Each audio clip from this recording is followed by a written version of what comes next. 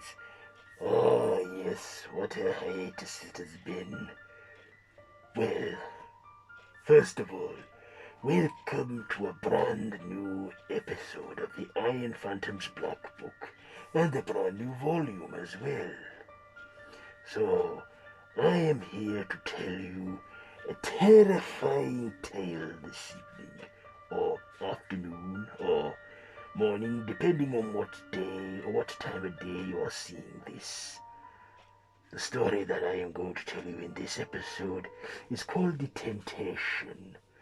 The story of a teenage boy who befriends a vampire and masters vampire abilities to stand up to those who torment him.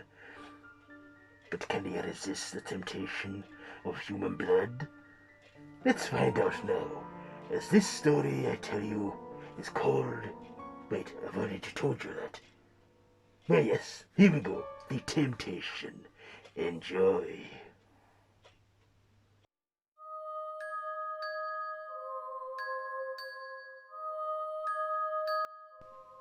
The year is 1989. A young boy, about 16, 15 years old, named Mick. He is seen as a goth child and is pretty much judged for his appearance, and is always picked on at school by a gang of bullies, especially by their ringleader, Chad. Bullying him and picking on him, one day when walking home from school, one of the boys got him whilst the ringleader got a knife and cut into his chest, harming him, and then beat him up very badly. Seeing this was a man in a bowler hat and black suit jacket, and saw the young boy laying in the ditch. He took Nick and nursed him back to health by healing him with his blood. Mick said, "Who are you?" The man said, "My name is Austin." "How did you heal me?" he asked. "With my blood. You were in a bad way. You almost slipped into a coma. If it wasn't for me." "How does your blood do that?" said Mick. "Now look here. You're going to forget this. Look into my eyes," Austin said. Mick then went into a trance as Austin hypnotized him, saying, "You will forget you ever encountered me. You will forget that my blood can heal. You will forget this entire event. Now you will go home and go to sleep." Mick did exactly what Austin said and went to sleep. The next day, when going to school, Chad sees Mick, all well and right as rain, encountering him in the boys' toilets. He asked, "Hey, fuckbrain, how did you get well? We beat you to a pulp." "What do you mean?" said Mick. "What do you mean? What do we mean? We beat your ass up, and now you're all of a sudden better? I thought I broke some of your ribs." "I don't know what you're talking about. Let's give him something to remember him." "Yes, boys, get him." They then flush his head down the toilet and beat him up some more. Vulnerable and scared, he then runs. but then realizes that he can't keep running from them. The next day, in the school playground, Chad and his boys pick on Mick once more. One young girl saying to him, "Leave him alone." Chad then going, "Oh, but he's fun to play with. We're only messing, aren't we, man?" And then, as he is about to smear a jam sandwich into his face, a teacher on duty says, "Put it down and leave him alone." "Hey, it's okay, sir. We're just messing," said Chad. "We'll be back for you later after school hours, Dick." "It's Mick. And I think you're a big bully." Mick then goes in for a punch, but Chad dodges him and starts to wrestle him, going, "You want to fight? Let's fight." The teacher on duty breaks them up once again, and they are given detention. After detention, Mick is walking home, and Chad follows. He then says, "You put me in detention one last time, motherfucker." He then kicks him and fights him. Then they run. Mick then runs into the road where an oncoming car hits him. The driver sees, but he then gets back in his car and drives away. As for Chad, he flees the scene too. Then Mick, laying in the road in pain and badly injured, a man in a black suit jacket and a bowler hat looks down at him again. Austin then begins to remember traits of the night before, but then he falls unconscious. He then wakes up as Austin is giving him his blood, drinking it, enduring it, healing his body.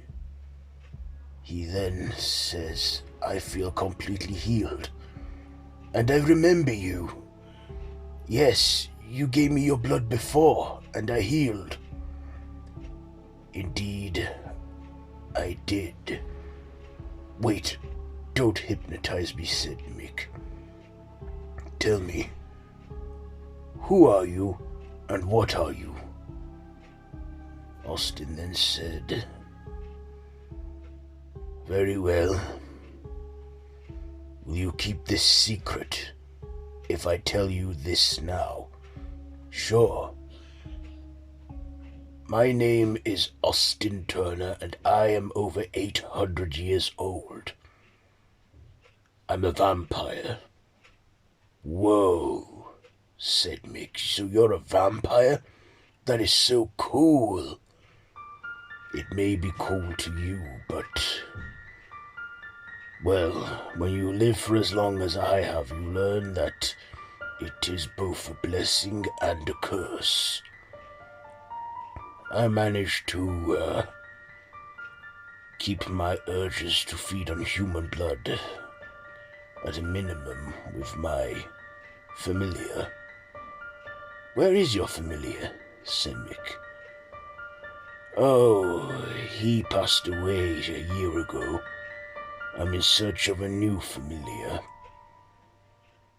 Not all vampires are evil, and my familiar gives me blood willingly." "Wait, can your blood give me supernatural powers? Do they exist?" "Yes, they do. And you are not to do that. You remain human. It's not easy being a vampire, especially with your age. You're a teenager. You're at that age where your hormones are racing and, well, puberty, I don't need to explain it to you. But you can help me, can't you?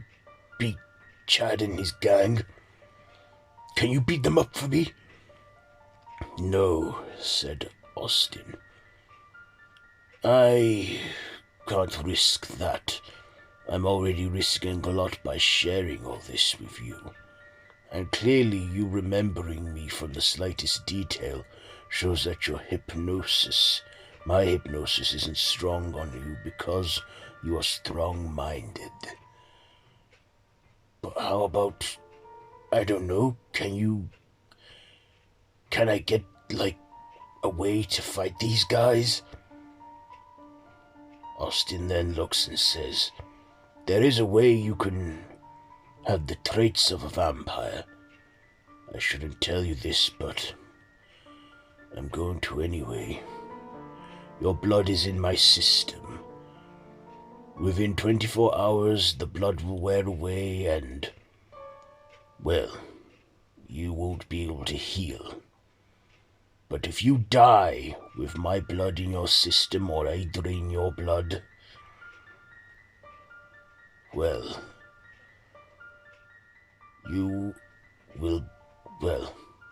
you'll be in transition. What do you mean? If I drink half of your blood and then I feed you mine, you will have all of my vampire traits, speed, strength. And if you can resist the temptation of human blood or any living blood of any animal for at least 48 hours, you see, as you are now, my blood will be in your system for about 24 hours. But if I do this, the blood will last longer in you because you will be between human and vampire. If you can resist the temptation of blood for 48 hours, you will return to your human state. But if you fail, you'll be stuck as a vampire. Do you understand what I'm telling you? Yes, said Mick. But why would you help me? Because I have been watching you for some time, since I came over to America. I am from England. Ah, yes, I can tell from your accent you're English. How did you become a vampire? It was a long time ago. I was with my brother. We were two drunk men, and we saw this woman, a beautiful woman who was a vampire, and she turned us both. I still see my brother from time to time. We meet at least once every 100 years. Dude, 100 years, said Mick. That's a long time. Not if you're immortal, it is not. Now, come back tomorrow night, and I will do this. Wait, will I be able to walk in the sunlight?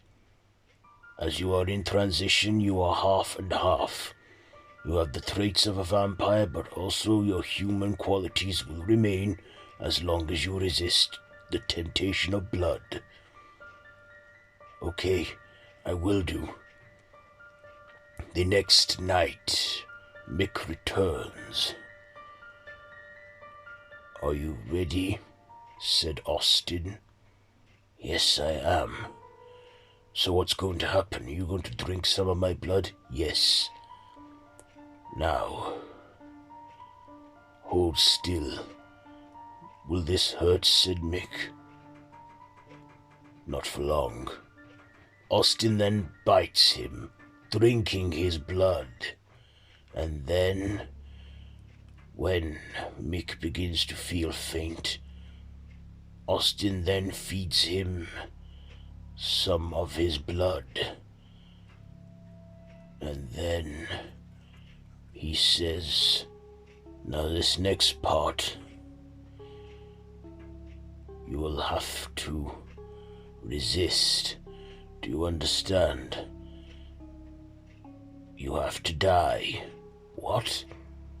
Austin then snaps his neck. Not long after, he wakes up and says, "Has it worked? Am I a vampire?" No. You are between the two species, human and vampire. I did not drink all of your blood. The only way for the whole transition to be complete and for you to be full vampire, I would have had to drain all of your blood. You still have your human blood in your system. So now you can fight Chad and his group of friends. But I should warn you, resist. Do you understand?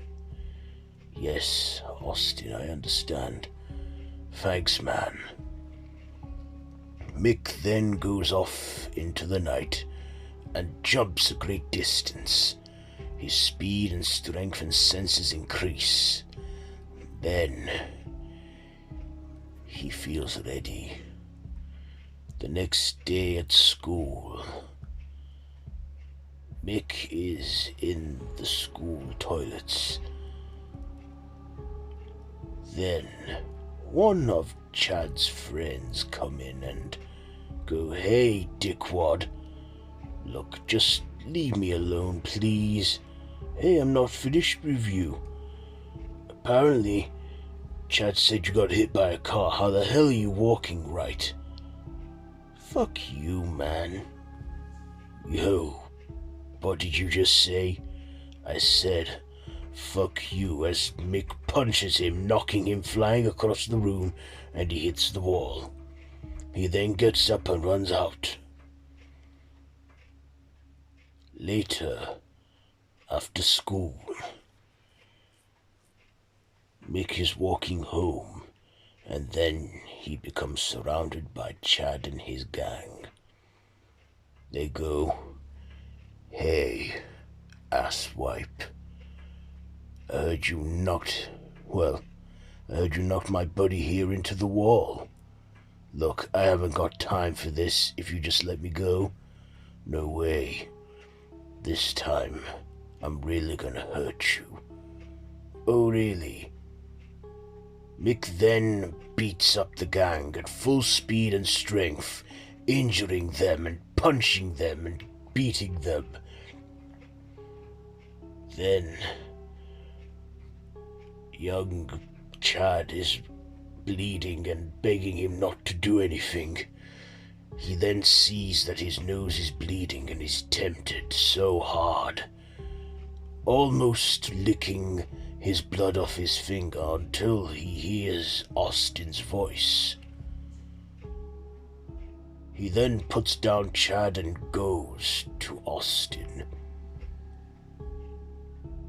Going to an old, abandoned house, he sees Austin waiting there and says, "I could feel you." "How can you feel me, man?" Austin said, "You have my blood in you, and you are between human and vampire. Have you eaten anything today? Human food?"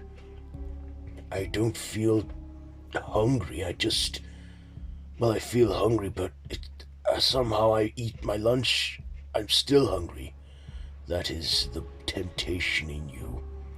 You must resist for another 30 hours. Do you understand me?" "Yes. I really wanted to drink from them, and I could feel that. You need to stop. What can I do for the next 30 hours before this wears off?" Austin then says,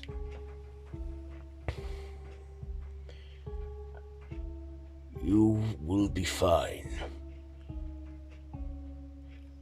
I can't come out in the sun yet. It is too early.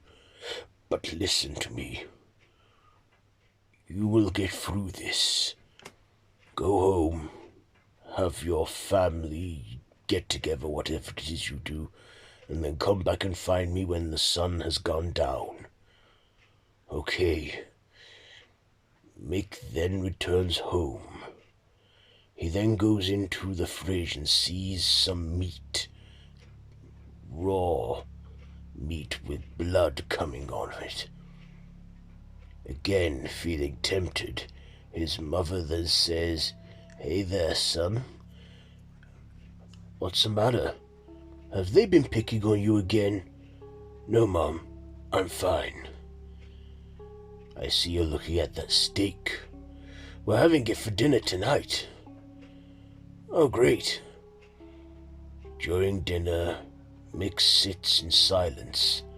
His mother and father and sister all dining. His mother asks, "You haven't touched your steak, son. Is everything okay?" "Yeah, I heard that you've been getting into trouble with some boys at school," his father says.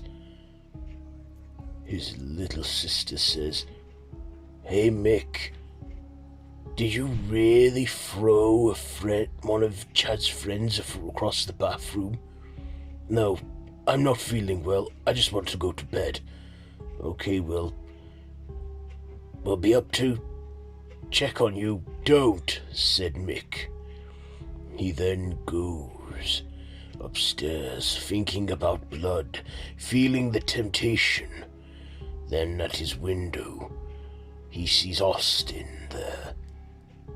He then says, "I sensed you are having difficulties. May I come in?" "Oh yes, of course, you need to be invited in." "Come on in then." "But wait," said Mick, "if I was to withdraw my invitation, would you go out?" "I will have to leave, yes."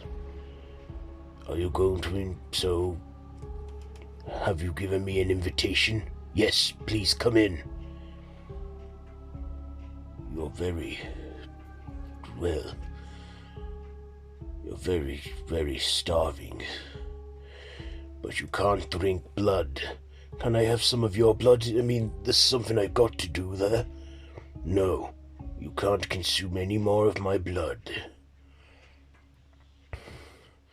I can't resist this. It's okay. Stay calm. Only another 25 hours before it wears off. I really don't know how I'm going to get through the night. I will be with you, guiding you." "Okay. We have to, can I please go for a walk or something?" "Yes. I will stay with you and help you through this. You know, man, I hardly know you, but you've been a better friend to me than anyone has. I was once like you a long time ago. I was tormented and picked on. My father was abusive. Always blamed my brother for the loss of my mother as she died in childbirth. And he always beat me for defending him, but as an older brother, I felt like it was my duty." "What was your brother's name? I mean, what is your brother's name?" "Oh, his name is Hans. He's a few years younger than me." "How old were you when you returned?" Mick says. "I was about 33. And I have been that way so long now. For about 800 years. So you're 833, said Mick. "Yes, I am." "Come on, let's go for a walk." "So, you want to go for a walk? I find it clears the air. Let us go." "Your family are asleep, are they not?" "Well, not yet." "Leave it to me." Then, Mick's father knocks on the door saying, "Hey son, is everything okay?" Austin then turns and says, "You do not know anything going on here. You will go downstairs, tell your wife that Mick is fine and he does not want to be disturbed for the rest of the night. Mick's father then goes and does what Austin instructed. Dude, did you just hypnotize my father? Yes, I did. Whilst out walking, they encounter Chad and his friends once again. He then says, "You, man, are a fucking freak of nature. You broke my hand. And my boys here, you really fucked them up too. Go away, Chad, no. This time, I'm really pissed off." Chad then gets out a knife and goes for Mick. Mick then manages to fight him off once more and drive the knife into his leg. Some of the blood then splatters and gets onto Mick's face. Austin then saying, Don't consume it." The blood then flows and a little drop gets into his mouth. Tasting it, his eyes then turn red, his fangs grow out. He then bites Chad. All of Chad's friends, horrified by what they see, they run. Mick gives in to his temptation and then sees the gang running away. He runs after them at full speed, killing them all and ripping out their throats. Austin then says, "Mick, what have you done?"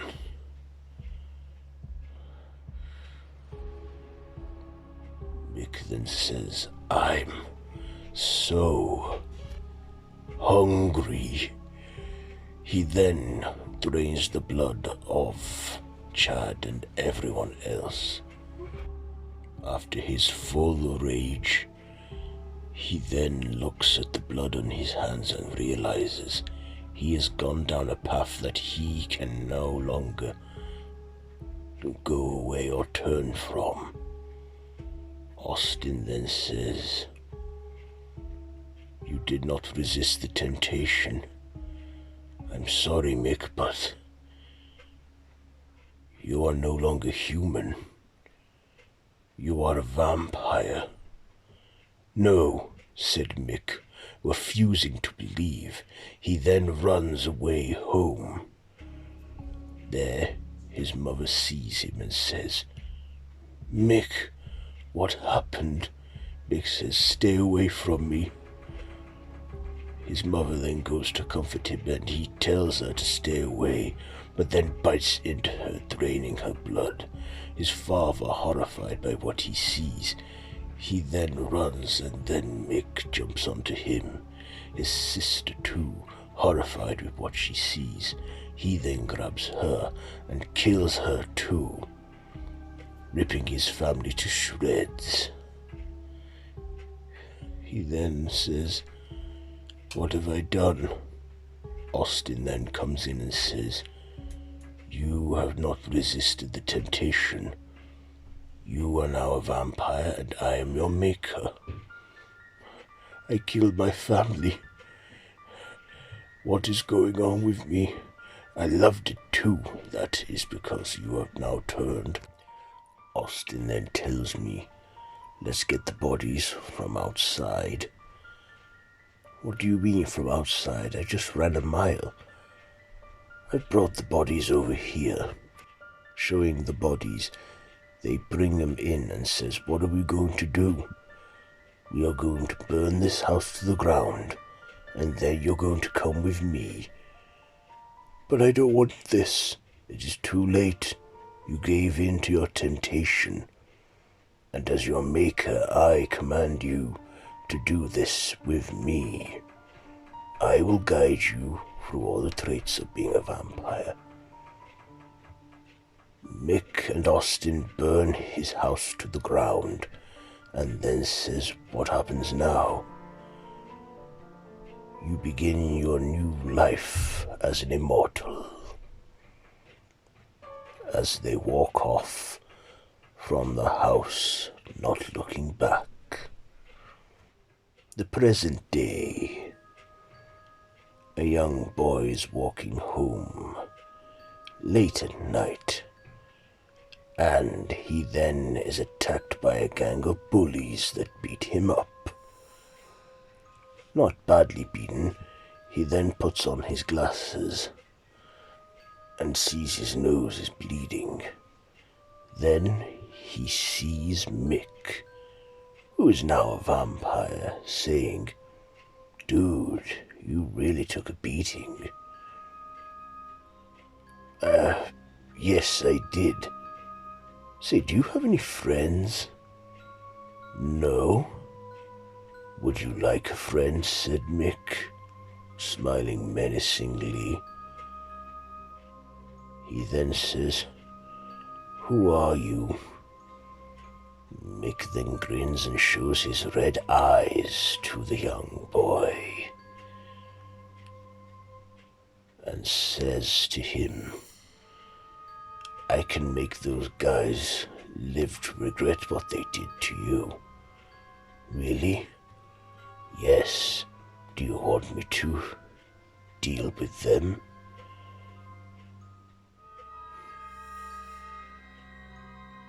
The gang are walking along, and then they come across Austin. He says, "You've been picking on a young boy. I don't like bullying." "Oh yeah? And what are you going to do about it, you fucking British prick?" Austin then looks, and his eyes turn red, and he shows his fangs, saying, "You're going to live to regret that. In fact, you're not going to live long at all." Mick then hypnotizes the victim, saying, "If anyone should ever want to hurt you again or lay a finger on you, the second they touch you, you will snap and go all ninjutsu on them. Even though you've never learned ninjutsu, you will know how to do it. Do you understand?" The boy says yes. Then Mick says, "Good. Now go home, go to sleep, and wake up tomorrow feeling like a champ."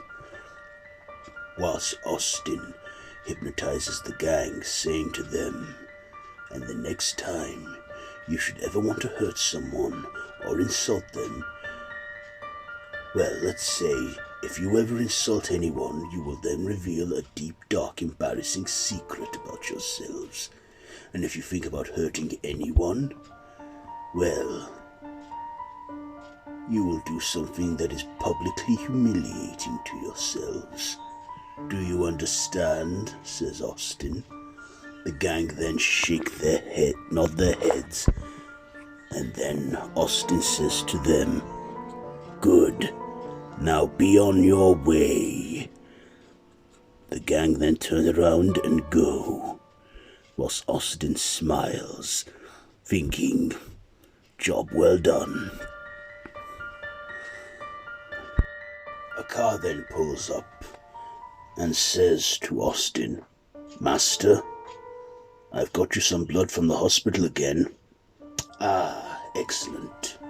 And please, you are my familiar. A human, don't call me Master. Call me Austin." "Okay, Austin. Anyway, we'll have a good feast with this blood. Let's pick Mick up on the way as well. I think he was just tending to the gang's victim." "You got it, Austin," as they drive off in the car. Did you enjoy that tale? I hope you did. Did you like it?